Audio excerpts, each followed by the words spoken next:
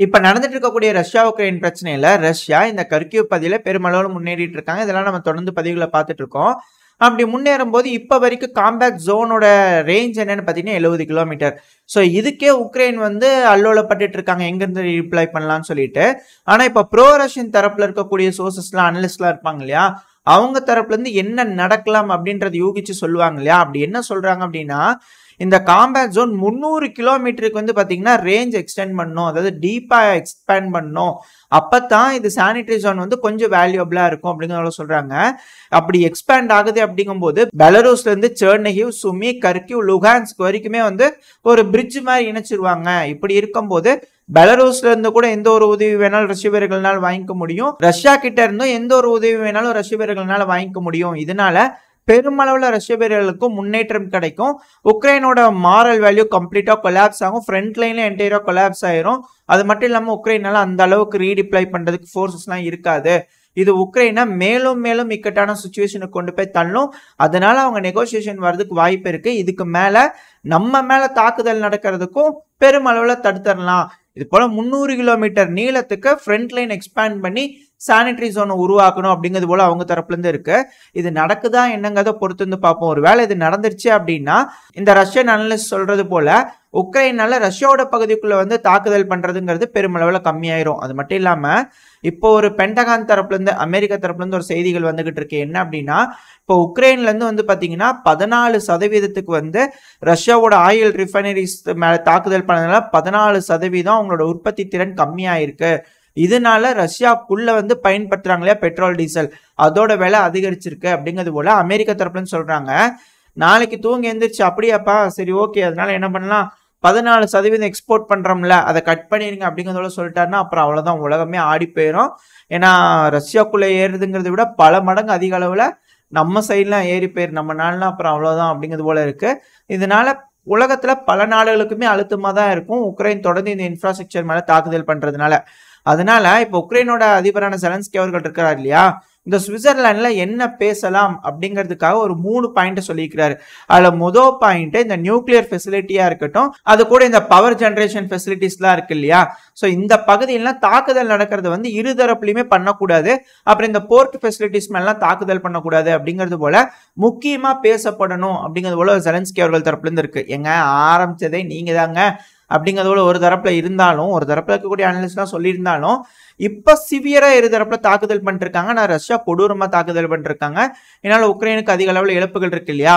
So அதனால Switzerland piece கான்ஃபரன்ஸ்ல என்ன நடக்கும் அப்படின்னா, எனர்ஜி இன்ஃப்ராஸ்ட்ரக்சர், போர்ட் ஃபெசிலிட்டிஸ் மேல இதுக்கப்புறம் இருதரப்புலையும் தாக்குதல் பண்ணக்கூடாது அப்படிங்கிறது போல ஒரு ஒப்பந்தம் வர்றதுக்காக பேசி முடிக்கப்படும் அப்படிங்கிறது போல எதிர்பார்க்கப்படுது. இதுக்கு ரஷ்யா ஒத்துக்குவாங்களா அப்படிங்கிறது தெரியல. பட் இருந்தாலும் இது போல அங்க பேசுவாங்க அப்படிங்கிறது புரிஞ்சுக்க முடியுது. ரெண்டாவது பாயிண்ட் என்னன்னா, இது போல ரஷ்யா வந்து அதிக அளவுல குழந்தைகளை கடத்திட்டு போயிட்டாங்க அப்படிங்கிற குற்றச்சாட்டை உக்ரைன் திரும்ப வச்சுக்கிட்டு இருக்காங்க இல்லையா. திரும்பவும் அங்க கொண்டு வந்து எடுத்துட்டு போன குழந்தைங்களை திரும்ப உக்ரைனுக்கு கொடுக்கணும். ஏன்னா அப்பதான் நாங்க ட்ரைனிங் பண்ணி ஃப்ரண்ட் லைன்ல கொண்டு வந்து விட முடியும் அப்படிங்கிறதுக்காக அப்படிங்கிற போல சில அனலிஸ்ட் தரப்பு சொல்லிட்டு இருக்காங்க. பட் ஆனா குழந்தைங்கலாம் திருப்பி கேட்கறாங்க. சரி ஓகே, திரும்ப ரஷ்யா அதுக்கு ஒத்துக்குவாங்களா அப்படிங்கிறது தெரியல. மூணாவது வந்து பாத்தீங்கன்னா பிரிசனர் ஸ்வாப், அதாவது ஆல் ஃபார் ஆல் அப்படிங்கிறது போல உக்ரைன் தரப்புல இருக்கு. ஏன்னா உக்ரைனோட வீரர்கள் அதிக அளவுல ரஷ்யா வந்து பிடிச்சிட்டு போயிருக்காங்க. ரஷ்யா தரப்புல இருக்கக்கூடிய வீரர்கள் உக்ரைன் கிட்ட கொஞ்சம் கம்மியா தான் இருக்காங்க. இப்படி இருக்கும்போது ஆல் ஃபார் ஆல்னா எப்படிங்க அப்படிங்கிறது போல ஒரு கேள்வி இருக்கு ரஷ்யா தரப்புலையும். ஸோ அதனால ஒரு அளவுக்கு இறங்கி வந்து இந்த பிரிசனர் ஸ்வாப்ல இருக்குமா அப்படிங்கிற கேள்விகள் வருது. ஸோ இந்த மூணுமே வந்து நெகோசியேஷன்ல இருக்கு அப்படின்னா இது மூணுக்கும் ரஷ்யா ஒத்துக்கிறதுக்கு வாய்ப்பு இருக்கு அப்படிங்கிறதோட பல அனலிஸ்ட் தரப்புல இருக்கு. அதாவது இந்த மூணுலயும் என்னென்ன பாயிண்ட்ஸ் வைக்கிறாங்க அது இருதரப்புலையும் ஃபேவரா இருக்கும் பட்சத்துல ரஷ்யா ஒத்துக்கிறதுக்கு ஒரு ஆப்ஷன் இருக்கு அப்படிங்கிறத சொல்லப்பட்டு வருது. ஒன்ஸ் இந்த சம்மிட் வரப்போது நெருங்க போது, அதனால இப்ப ஏகப்பட்ட டிராப்ட்ஸ் வருது. ஆனா இதை யார் கையெழுத்து போடுவா? உக்ரைனோட அதிபரான ஜெலன்ஸ்கி அவர்கள் கையெழுத்து போட்டா ரஷ்ய தரப்புல ஒத்துக்க மாட்டாங்க. அதுக்குள்ள எலெக்ஷன் வச்சு எல்லாம் பண்ணி எப்படி அப்படிங்கிறது தெரியல. சரி ஓகே, ஏதோ நடக்க போகுது, என்ன நடக்குது அப்படிங்கறத பொறுத்து இருந்து பார்ப்போம். அப்புறம் சமீப காலமா உக்ரைனோட அதிபரான ஜெலன்ஸ்கி அவர்கள் தொடர்ந்து குற்றச்சாட்டுகள் வச்சுட்டே இருக்கிறாங்க. எங்களுக்கு வர வேண்டிய ஆயுதங்கள் ரொம்ப கம்மியா தான் வருது, அதுவும் குறிப்பா ஏர் டிஃபென்ஸ் சிஸ்டம்லாம் எங்களுக்கு தேவைப்படுறதுல 25% தான் இருக்கு, பெருமளவுல ஆயுதங்கள் வரமாட்டேங்குது, எய்டுகள்லாம் ஒதுக்குறாங்க, பட் ஆனா அதுக்கான உதவிகள் எங்களுக்கு வந்து சேர மாட்டேங்குது அப்படிங்கிறத சொல்லிட்டு இருந்தாரு இல்லையா. இப்ப அதுக்கான விளக்கம் வந்து பாத்தீங்கன்னா எஸ்தோனியா தரப்புல இருந்து வந்திருக்குது. எஸ்தோனியாவோட பிரைம் மினிஸ்டரான காஜா காலஸ் அவர்கள் இருக்காங்க இல்லையா, அவங்க தரப்புல இருந்து ஒரு ஸ்டேட்மெண்ட் வந்திருக்கு. என்ன சொல்லியிருக்காங்கன்னா, ஏன் வந்து ப்ராப்பரா உக்ரைனுக்கு இந்த எய்டுகள்லாம் போக மாட்டேதுன்னா பயம். இந்த பயத்தினால தான் உலகத்துல இருக்கிற மற்ற நாடுகள்னால உக்ரைனுக்கு உதவ முடியாம போகுது. ஏன்னா நம்மளுக்கு ஏதோ ஒரு பிரச்சனை ஆயிருமா அப்படிங்கிறது போல அவங்க யோசிக்கிறது தான் காரணம். அதை விட்டு எல்லாரும் வெளியே வந்து உக்ரைனுக்கு எந்த ஒரு லிமிட்டுமே இல்லாம உதவுங்கப்பா, அப்பதான் உக்ரைன் ஜெயிக்கும் அப்படிங்கிறது போல அவங்க தரப்புல இருந்து கோரிக்கைகள் வந்திருக்கு. இதுக்கு மற்ற நாடுகள்லாம் ஒத்துக்குவாங்களா அப்படிங்கிறது தெரியல, பொறுத்து தான் பார்க்கணும். அது மட்டும் இல்லாம இப்ப யூரோப்ல வந்து மிகப்பெரிய சலசலப்புகள் போயிட்டு இருக்கு. ராபர்ட் ஃபிகோ அவர்கள் இருக்கார் இல்லையா, ஸ்லோவாக்கியாவோட பிரைம் மினிஸ்டர் அவரை வந்து அசாசினேட் பண்ணிடலான்னு ஒரு அட்டெம்ப்ட் நடந்தது. அதுல இருந்து தப்பிச்சிட்டாரு. இப்போ ஹாஸ்பிட்டல் வந்து அவரோட கண்டிஷன் கொஞ்சம் ஸ்டேபிளா இருக்கு, கண் முழிச்சிட்டாரு அப்படிங்கிற சொல்லப்பட்டு வருது. இதுக்கப்புறம் அவர் கண் முழிச்சு வந்ததுக்கு அப்புறம் மிகப்பெரிய பிளவு இந்த நேட்டோ நாடுகளுக்குள்ளேயும் யூரோப்பியன் யூனியன்லயும் நடக்கும், அதுக்கான அதிக வாய்ப்புகள் இருக்கு அப்படிங்கிற சொல்லப்பட்டு வருது.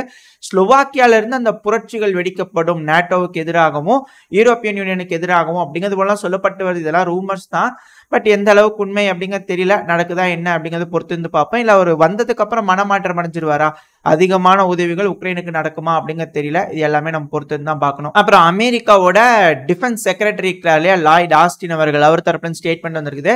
இந்த ஜெர்மனியில் வச்சு ராம்ஸ்டீன் மீட்டிங் நடத்துறாங்க இல்லையா, அதாவது உக்ரைனுக்கு உதவக்கூடிய நாடுகள்ல ஒரு மீட்டிங் போட்டு உக்ரைனுக்கு எப்படி உதவலாம் அப்படிங்கிறது போல முடிவுகள் எடுப்பாங்க இல்லையா, அந்த மீட்டிங் வந்து மே 20 திருப்பி கண்டக்ட் பண்ண போறாங்களாமா. ஸோ மே 20 ஒரு மீட்டிங் நடக்க போகுது.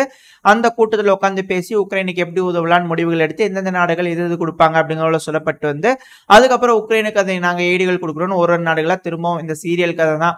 ஒருத்தங்களும் வந்து நாங்கள் இவ்வளோ கொடுக்குறோம், இவ்வளோ மில்லியன் கொடுக்குறோம், இவ்வளோ பில்லியன் கொடுக்குறோம்னு சொல்ல ஆரம்பிப்பாங்க. ஸோ அதெல்லாத்தையும் இதுக்கு மேலே நம்ம கேட்டு தான் ஆகணுங்க. இந்த ரஷ்யா உக்ரைன் பிரச்சனை நடக்கிற வரைக்கும் ஒரு நாடுகள் கொடுக்குற எல்லா ஸ்டேட்மெண்ட்டையும் கேட்டு வந்து இத்தனை மில்லியன் நார்வே கொடுக்குறாங்க, இத்தனை மில்லியன் டென்மார்க் கொடுக்குறாங்க அப்படிங்கிறத சொல்லணும். ஸோ இதுக்கப்புறம் லைனாக கொடுக்க ஆரம்பிப்பாங்க. எந்தெந்த நாடுகள் எப்படி எப்படி கொடுக்குறாங்க அப்படிங்கிறத பொறுத்து வந்து பார்ப்போம். அப்புறம் இந்த ஜார்ஜியால வந்து மக்கள் பெருமளவில் ப்ரொடெஸ்ட் பண்ணிட்டு இருந்தாங்க. மக்களுக்கு அந்த பில் கொண்டு வரதே பிடிக்கல, ஒரு சட்டம் பிடிக்கல. அதான் ஃபாரின் ஏஜென்ட் பில்லு, அதாவது வெளிநாட்டில் இருக்கக்கூடிய நிறுவனங்கள் மூலயமா ஃபண்டிங்கை உள்ள கொண்டு வந்து, இல்லை வெளிநாட்டில் இருக்கக்கூடிய கவர்மெண்ட், உதாரணத்துக்கு யூரோப்பியன் யூனியன்ல இருக்கக்கூடிய ஏதோ ஒரு கவர்மெண்ட் அதிக அளவில் ஜார்ஜியாவில் வந்து பணத்தை கொடுத்து இன்ஃப்ளூயன்ஸ் பண்ணி அவங்களுக்கு வேணுங்கிற அரசாங்கத்தை கொண்டு வந்துக்கலாம்னு வச்சுக்கோங்களேன். அது போல விஷயங்கள்லாம் நடந்துட்டு இருக்கிறதுனால ஃபாரின் ஏஜென்ட் பில் கொண்டு வரலாம், யார் யார்கிட்ட இருந்து எந்தெந்த பணம் வருது அப்படிங்கிறது வந்து டிரான்ஸ்பரண்டா தெரிஞ்சுக்கணும் அப்படிங்கிறதுக்காக ஒரு பில்லு பாஸ் பண்ணாங்க ஆளுகின்ற அரசாங்கம். ஆனால் இப்போ அதை வந்து பார்த்தீங்கன்னா வீட்டோ போட்டாங்க ஜார்ஜியன் பிரசிடென்ட். அது சொல்லிக்கிறாங்க, இது ரஷ்யாவோட ஒரு சட்டமே தெரியுது, அதனால இது லீகல் தான் வீட்டோ போடுறது, நான் வீட்டோ போட்டேன்ப்பா அப்படின்னு அவ்வளோ சொல்லியிருக்கிறாங்க.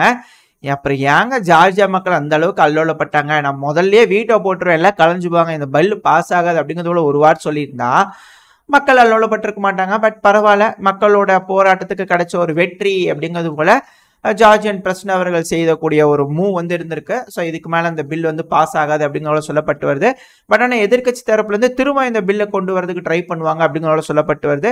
நடக்குதா என்ன அப்படிங்கிறத பொறுத்து இருந்து பார்ப்போம். இதோட இந்த பதிவு நம்ம முடிச்சுக்குவோம். இந்த பதிவு எப்படி இருந்துச்சு, உங்களுக்கு பிடிச்சிருக்கா, பிடிச்சுன்னா லைக் பண்ணுங்க, ஃப்ரெண்ட்ஸ் அண்ட் ஃபேமிலியோட ஷேர் பண்ணிக்கோங்க. அது கூடவே மறக்காம இந்த பதிவை பற்றின உங்களோட கருத்துக்களை கமெண்ட் செக்ஷன்ல சொல்லுங்க. இந்த பதிவு நல்லா இருக்கும்னு நம்பிக்கையில் அடுத்த பதிவில் உங்களை சந்திக்கிறேன். அது வரைக்கும் ஸ்டே சேஃப். By by.